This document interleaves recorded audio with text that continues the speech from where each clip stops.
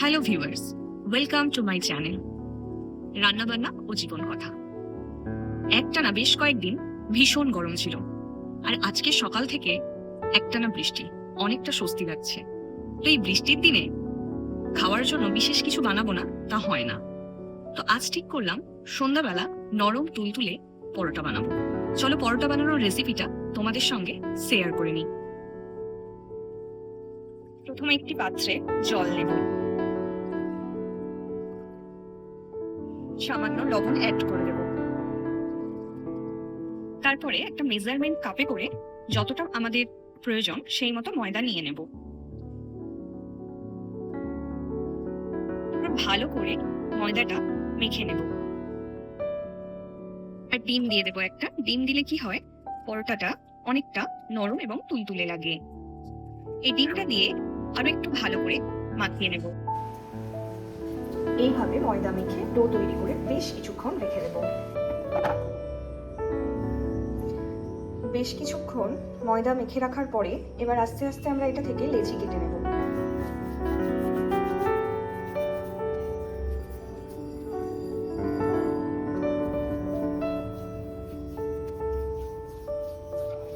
এইভাবে লেচিটা কেটে নিয়ে আস্তে আস্তে হাত দিয়ে গোল করে নেব। এক এক করে সবকটা লেচি আমি বানিয়ে নিলাম। 6টার মতো লেচি হয়েছে।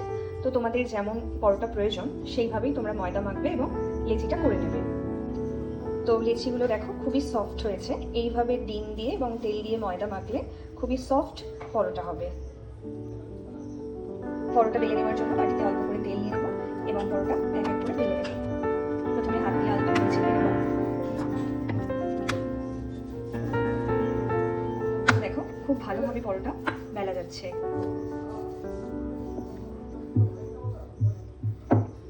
প্রথমে অনেকটা বড় করে নিতে হবে, তারপর একটু তেল মাখিয়ে হাত দিয়ে আস্তে আস্তে ভাঁজ করে নিতে হবে। যেমন আকার দিতে চাও, যদি চৌকো করতে চাও চৌকো, যদি তিন কোণা করতে চাও তিন কোণা, যদি গোল করতে চাও গোল, সব রকম ভাবেই হবে। আকারটা কেমন দেবে সেটা তোমার পছন্দের উপরে নির্ভর করছে।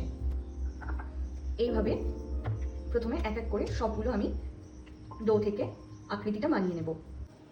এদিকে তাওয়া গরম করে দিচ্ছি, আর এইদিকে পরোটাটা আস্তে করে বেলে নিলাম।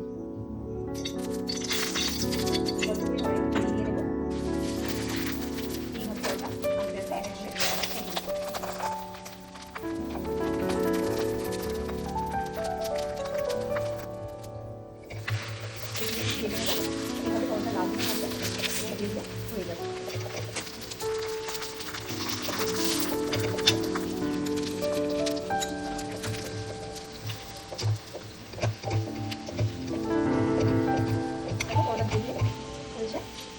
এইভাবে আমরা এক এক করে সমস্ত পরোটা বানিয়ে নেব।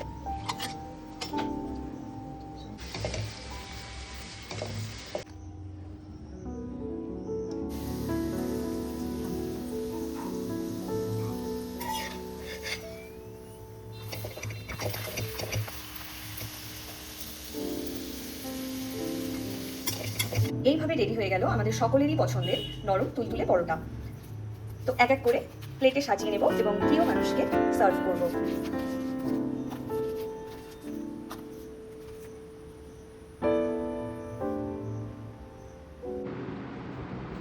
দেশি মুরগির ঝোল দিয়ে আজকের বৃষ্টির দিনের সন্ধ্যাটা বেশ জমে উঠবে। আমার প্রিয় মানুষ তো অধীর আগ্রহে অপেক্ষা করছিল কখন পরোটা বানানো শেষ হবে।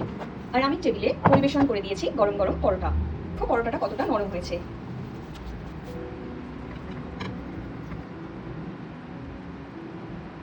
খেতেও আশা করছি অনেক সুন্দর হবে। বাড়িতে বানিয়ে দেখো। আর আমার রেসিপি ভালো লাগলে আমার চ্যানেল লাইক, শেয়ার এবং সাবস্ক্রাইব করে দিও। Thank you.